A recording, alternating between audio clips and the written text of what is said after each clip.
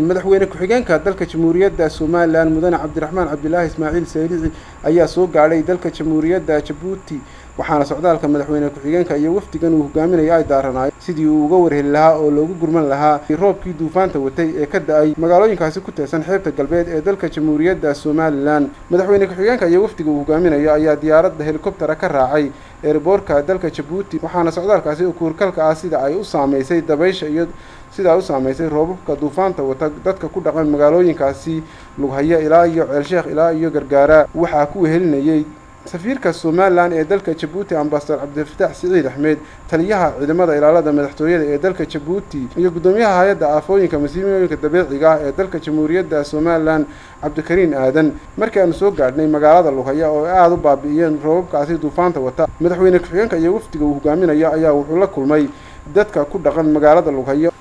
Lughaya waxaa aad u baabiyay roobkaasi duufaanada watay waxaana gebi ahaanba dhulka galay dhismayaashii magaalada Lughaya iyadoo oo aadan arkayn guri taagan halkaasi meelaha dhimashada ugu badan ka jirto waxaa ka mid ah magaalada Gargaara magaalada Karuura saddex ayaamood oo walwalku nagu fara badnaa oo war idinka weynay oo isgaarsiintii masiibada dhacday idinka goysay darteed Ilaahayna soo gaarsiiyay horta mahad leh waxa kale oo mahadnaqaynaa walaalaheena Djibouti oo hogaaminayo madaxweynaha Jamhuuriyadda Djibouti Ismaaciil Cumar Geelle oo noo suuro geliyay inaan soo gaadhno maanta oo aan aragno indhaha ku aragno dhibto intay leeg tahay iyo taliyihiisa maartay ilaalada Maxamed Jaamac oo runtii ilaa labada habeen ee u dambeysay aan isla ka seexan kana wada xiriirnay runtii hawshan aad u soo fududeeyay aad iyo aad baan ugu mahadnaqaynaa walaalaheena Djibouti waa inta dadka inooga jiraan weeyaan waxay maanta noqotay sida ay noo sheegay gudoomiyaha hay'adda barakacayaasha weeyaan Cabdiraxmaan la hadlayay iyo qaxootiga ilaa maalintii hawshan dhacday maana fariisan habeen dhaar shir baa lagu jiray dibta iyo culayskii saadaashu haydna sida la sheegay Ilaahay wuu noo fududeeyay laakiin haddana halka ugu adag ee ku dhacday waa degmada Lughaya ku dhacday hadday tahay galbeed iyo xigtii hadday barin iyo xigto waxaad ogaataan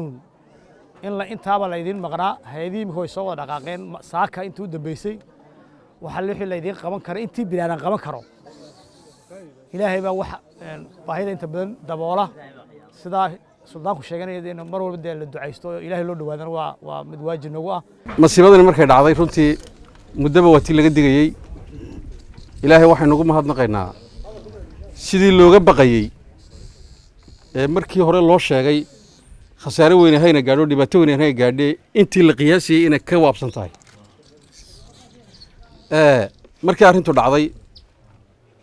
xukuumaddu markiiba waxay samaysay xidhiidho kala duwan waxay isugu yeedhay shalay iyo daraadba wax allaaliya wixii hay'ado waddanka joogay oo ay amar rasiisay ilaa xalay ilaa hadda way soo socon dariiqun bay ku soo jireen laakiin de waxaan filayaa sidaa cid waliba waxaan dhibatay meel ay soo maraan in ay waayeen marka u horeysa ilaahay halkan nabadda u keenay inninka oo nabadda noo keenay horta alxamdulilah rabbil caalamiin waxaan kelmaddan odhanaya waxa weeyaan kelmad madaxweyne Ismaaciil Cumar Geelle aan iga sido oo odhanaysa waxa weeyaan dhammaan degmada Lughaya xukunto ee dhibaatada soo gaadhay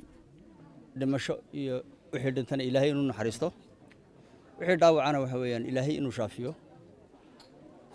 intaas waxa weeyaan waa fariintii madaxweynaha oo aad isagoo u murugoonaya in dhibta meesha jirtayna waxay ahayd wargaarsi laanta waxaan filayaa sabtidii kowdii duhurnimo ilaa 12 barkii inay ku beegneed masiibad halkan waan de waxa weeyaan halkan war weynay waxa weeyaan naxdin xoog leh ayaa nagu dhacday maanta se waxa Ilaahay shukrigiisa ah inkii oo caafimaad qaba alxamdulillah dunya waa la helaa laakiin waxa weeyaan de nafta lama helo dunyada waan helaynaa laakiin sidii hadii maanta caafimaad qabtiin alxamdulillah rabbil caalamiin ma seexadeed saddexdaa hameen walwal baan ku jirnay Hargeysa joog boorama joog jabuuti joog waxa weeyaan suldaanka boorama isagoo joogay la soo hadlo yidhi waxa weeyaan meeshaasi waxa weeyaan xaaladdeedu warkeyga lama hayo intaa kadib mudane madaxweyne maalmahan sida aynu ogeyn waxaa jirtay duufaan roobab badan wadata runtii degmada inteeda badan way ka da'day wayna u kala xoog badan tahay khasaare nafeed iyo mid hantiyeed labadaba way geysatay dhulka oo anteenadu ay xun yihiin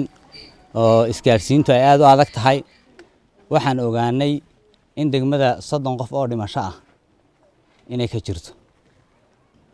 halka aynu hadda joogno dhimashadu waxay maraysaa 18 qof gargaara balle meesha la yiraahdo nagu xigta 2 qof oo dhimasho ka jirta waraabo dareeray 3 qof oo dhimasho ka jirta mashruuca la yiraahdo quraan jaalay 2 qof oo dhimasho ka jirta garbadar ama mashruuca gorfalaya garbadar 2 qof oo dhimasho ka jirta